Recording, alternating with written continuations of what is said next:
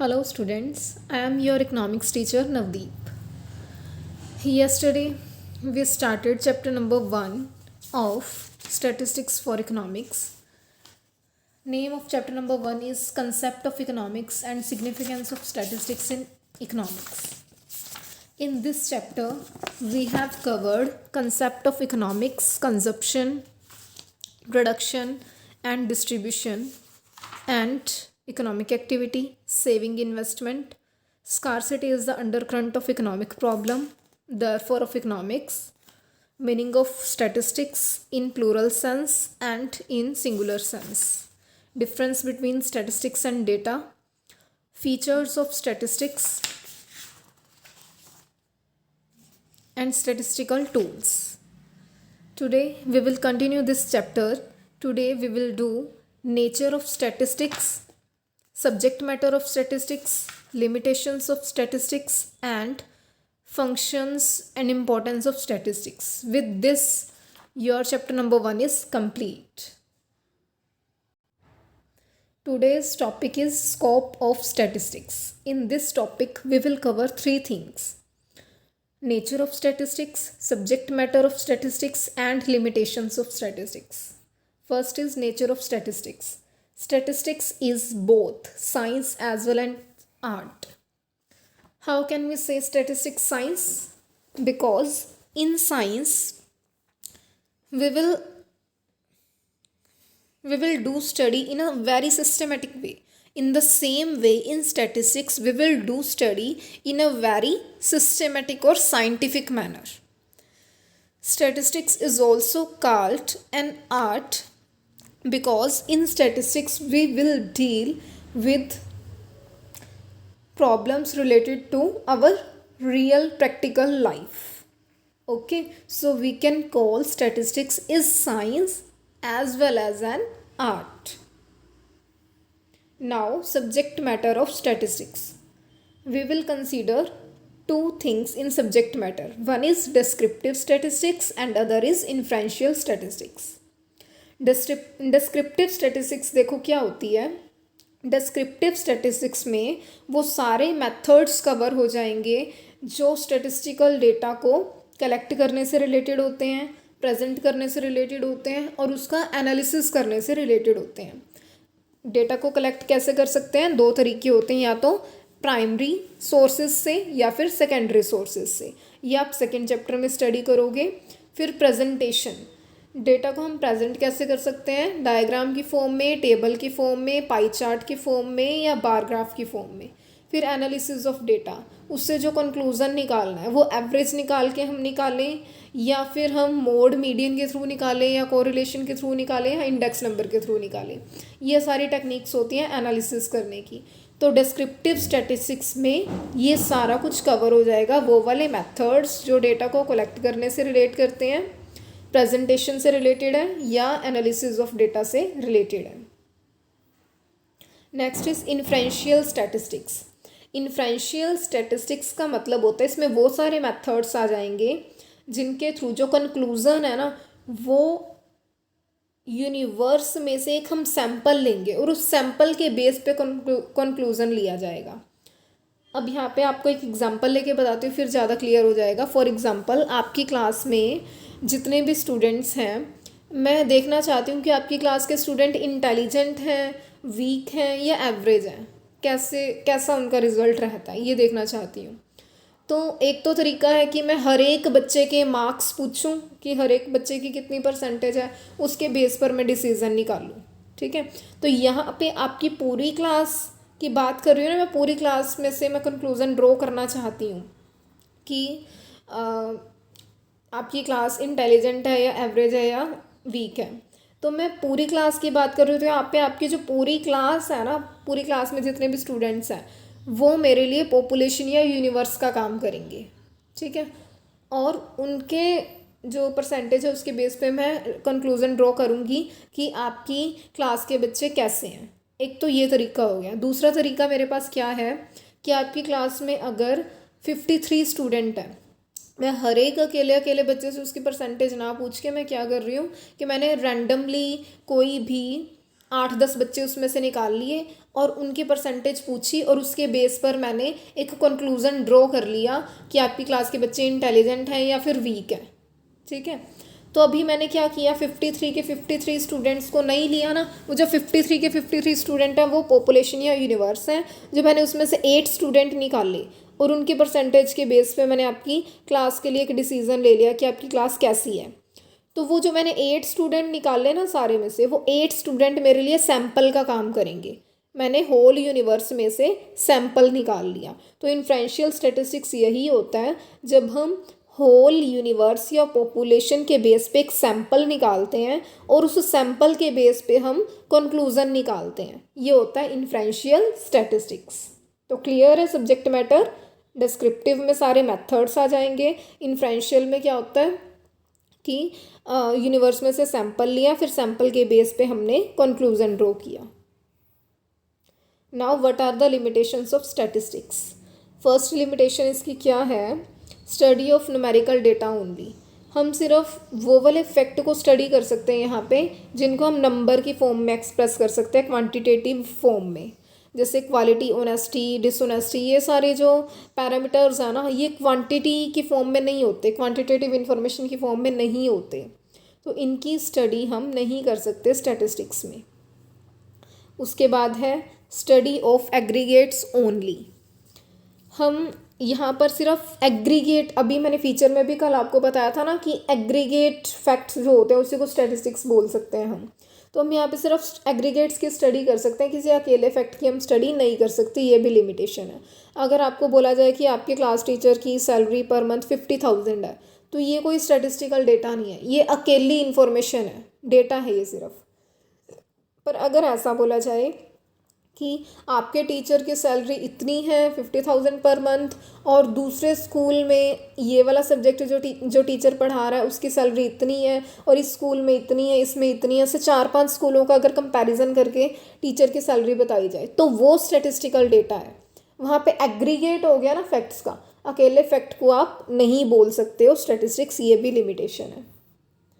Third है homogeneity of data. Homogeneity मतलब uniformity, एक जैसा होना। जो डेटा आपने लिया है ना स्टैटिस्टिकल डेटा, वो सारा एक ही जैसा होना चाहिए। एक ही जैसा से मतलब उनकी यूनिट सेम होनी चाहिए। ऐसा नहीं कि आप क्लॉथ को फूड ग्रेन्स के साथ कंपेयर कर रहे हो।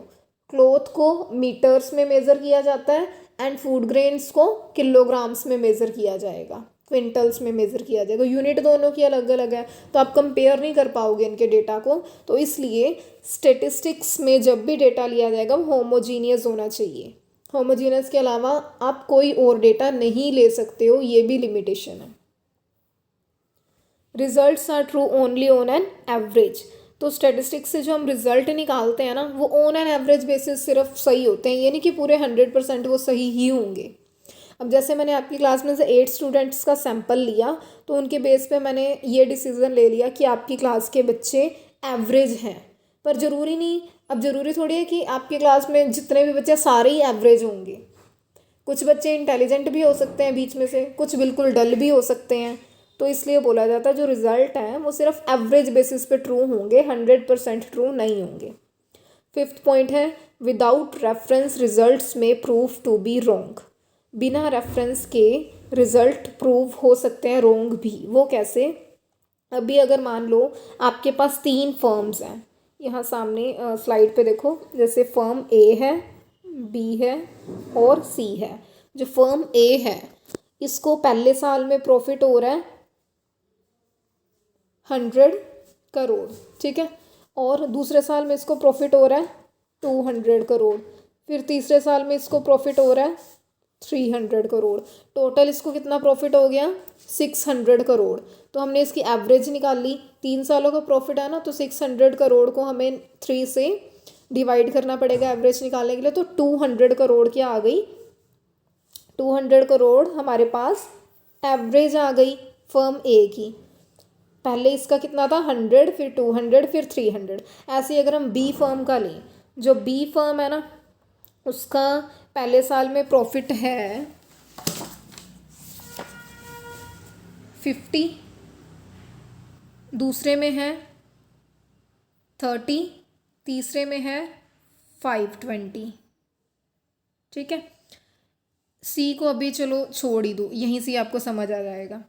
तो इसका भी टोटल कितना आया, बी फर्म का भी टोटल प्रॉफिट 3 सालों का 600 करोड़, इसकी एवरेज निकाली 200 ही आ गई। अब अगर हमें पर ईयर का प्रॉफिट ना दिया होता, सिर्फ ये बताया होता कि फर्म ए और फर्म बी दोनों का जो एवरेज प्रॉफिट है वो 200 करोड़ है, तो फिर हमें लगता कि दोनों ही फर्म्स सेम ही लेवल की हैं, ठीक है, तो किसी में भी पैसा इन्वेस्ट कर लो, एक ही बात है।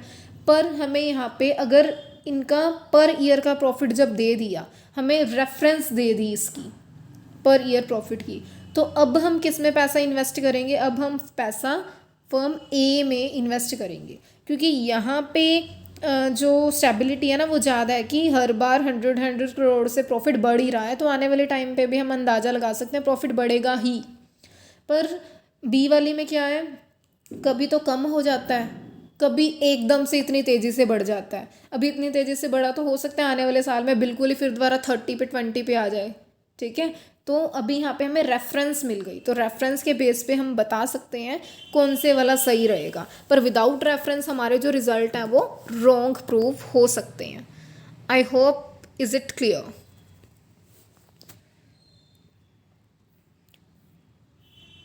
सिक्स्थ लिमिटेशन है can be use only by experts, जो एक्सपर्ट लोग हैं ना वही सिर्फ इसको यूज़ कर सकते हैं, कोई लेमैन इन स्टैटिस्टिकल मेथड्स को, इन स्टैटिस्टिक्स डेटा को नहीं समझ सकता। प्रोन टू मिस यूज़, और इस स्टैटिस्टिकल डेटा का लोग मिस यूज़ भी कर सकते हैं। वो कैसे, अगर हम अपनी, जैसे मान लो मैंने आपकी क्लास में से मैं चाहती थी कि आपकी क्लास का जो रिज़ल्ट है ना वो इंटेलिजेंट आए, ऐसा आए कि आपकी क्लास के बच्चे इंटेलिजेंट है, तो मैंने आपकी क्लास में से जो सैंपल लिया मैंने वो जानबूझ के ले ही इंटेलिजेंट बच्चों का लिया सारा, तो इससे क्या हुआ, मैं मिस यूज़ कर रही हूँ ना। तो ये चीज़ है यहाँ पे कि स्टैटिस्टिक्स का मिस यूज़ भी कर सकता है कोई पर्सन, ये लिमिटेशंस थी। Now last topic is functions and importance of statistics. इसमें फर्स्ट फंक्शन या इम्पोर्टेंस है स्टैटिस्टिक्स की कि जो इकोनॉमिक प्रॉब्लम्स है ना, हम स्टैटिस्टिक्स की वजह से इनको क्वांटिटेटिवली एक्सप्रेस कर सकते हैं कि अगर इन्फ्लेशन है तो पिछले साल इतनी थी अब इतनी है, क्वांटिटेटिव फॉर्म में हम बता सकते हैं। ये हो गया एक फंक्शन। सेकंड है इंटरसेक्टोरल एंड इंटरटेम्पोरल कंपैरिजन। इंटरसेक्टोरल का मतलब होता है एक से ज़्यादा सेक्टर्स के बीच में कंपैरिजन करना। इंटरटेम्पोरल का मतलब होता है एक से ज़्यादा टाइम पीरियड के बीच में कंपैरिजन करना। अगर मैं आपको ऐसा बोलूँ कि रूरल एरिया में अनएम्प्लॉयमेंट इतनी है और अर्बन में इतनी है, तो यहाँ पे मैं रूरल और अर्बन दो सेक्टर्स के बीच में कंपैरिजन कर रही हूँ, ये इंटरसेक्टोरल कंपैरिजन होगा। इंटरटेम्पोरल क्या होगा, अगर मैं आपको बोलूँ कि रूरल एरिया में 2018 में इतनी थी अनएम्प्लॉयमेंट, 19 में इतनी होगी, 20 में इतनी होगी, 21 में इतनी होगी, तो यहाँ पे मैंने सेक्टर तो एक ही लिया रूरल, पर टाइम पीरियड अलग अलग ले लिया ना, तो ये इंटरटेम्पोरल कंपैरिजन है। तो स्टैटिस्टिक्स यहाँ पे भी अपना फंक्शन परफॉर्म करता है, इससे हम इंटरसेक्टोरल और इंटरटेम्पोरल कंपैरिजन्स कर सकते हैं। उसके बाद है working out cause and effect relationship. तो इससे क्या होता है कि जो कॉज एंड इफेक्ट रिलेशनशिप है ना, हम उसको भी निकाल सकते हैं। जैसे मान लो कि हमें डिमांड का डेटा दिया हुआ है, प्राइस का डेटा दिया हुआ है, हम देख रहे हैं कि जब प्राइस बढ़ रहा है तो डिमांड कम हो रही है, तो यहाँ से हमें पता लग जाएगा कॉज क्या है, इफेक्ट क्या है, कि प्राइस बढ़ रहा है ये कॉज है और इसका इफेक्ट क्या है, डिमांड कम हो रही है। तो इस चीज़ को भी हम फाइंड आउट कर सकते हैं। इसके अलावा स्टैटिस्टिक्स का क्या फंक्शन है, स्टैटिस्टिक्स के बेस पर हम इकोनॉमिक थ्योरीज को भी कंस्ट्रक्ट कर सकते हैं, जैसे law of demand, law of supply, consumer equilibrium, या ये सारे जो मॉडल्स थ्योरीज हैं इनको हम कंस्ट्रक्ट कर सकते हैं स्टैटिस्टिक्स के बेस पे। वो कैसे, जैसे अगर आपको प्राइस का डेटा दिया हुआ है, सारा स्टैटिस्टिकल डेटा कि इतना इतना प्राइस है, फिर डिमांड का दिया हुआ है, तो यहाँ पे आप देख रहे हो कि जब प्राइस बढ़ रहा है तो डिमांड कम हो रही है, तो यहाँ से आपको पता लगता है कि प्राइस और डिमांड में इन्वर्स रिलेशन है, नेगेटिव रिलेशन है, तो यहाँ से एक थ्योरी डेवलप होगी लॉ ऑफ डिमांड की। ऐसे ही लॉ ऑफ सप्लाई की थ्योरी बनाई जा सकती है। माइक्रो इकोनॉमिक्स आप करोगे उसमें आप ये सारे कंसेप्ट डीप में पढ़ोगे, consumer equilibrium, producer equilibrium, law of supply, law of demand, ठीक है। इकोनॉमिक फोरकास्टिंग, जैसे आप देख रहे हो कि 10 साल से इन्फ्लेशन बढ़ ही रही है, इन्फ्लेशन महंगाई को बोलते हैं कि इन्फ्लेशन बढ़ ही रही है 10 साल से, तो हम अंदाज़ा लगा सकते हैं कि 11वें साल में भी तो बढ़ेगी ही ना, अगर पिछले 10 साल से बढ़ रही है। बहुत कम चांसेस होंगे कम होने के, ठीक है। तो स्टेटिस्टिकल डेटा के बेस पर हम फोरकास्टिंग कर सकते हैं। उसके बाद है फॉर्मुलेशन ऑफ पॉलिसीज़। अगर पॉलिसीज़ बनानी है कोई भी, चाहे किसी बिजनेसमैन ने या गवर्नमेंट ने, तो वहाँ पर भी स्टेटिस्टिकल डेटा काम आएगा। अब जैसे फाइनेंस मिनिस्टर है, फाइनेंस मिनिस्टर टैक्स रेट्स को डिसाइड करता है हर साल की क्या टैक्स स्लैब्स रहेंगी। तो जो फाइनेंस मिनिस्टर है वो स्टेटिस्टिकल डेटा देखेगा कि लोगों की कैपेसिटी कितनी है टैक्स देने की, और गवर्नमेंट को कितने रेवेन्यू की ज़रूरत है, क्योंकि गवर्नमेंट के पास रेवेन्यू टैक्स के थ्रू आता है मोस्टली। तो स्टेटिस्टिकल डेटा के थ्रू फाइनेंस मिनिस्टर इन सभी चीज़ों को चेक करेगा, टैक्स पेइंग कैपेसिटी कितनी है लोगों की, रेवेन्यू नीड्स कितनी है गवर्नमेंट की, फिर उसके बेस पे वो टैक्स रेट्स को डिसाइड कर सकता है, पॉलिसी बना सकता है टैक्स को लेके। Last is economic equilibrium. Economic equilibrium क्या होता है? जब कंज्यूमर या प्रोड्यूसर दोनों ही इक्विलिब्रियम के पोजीशन में हो।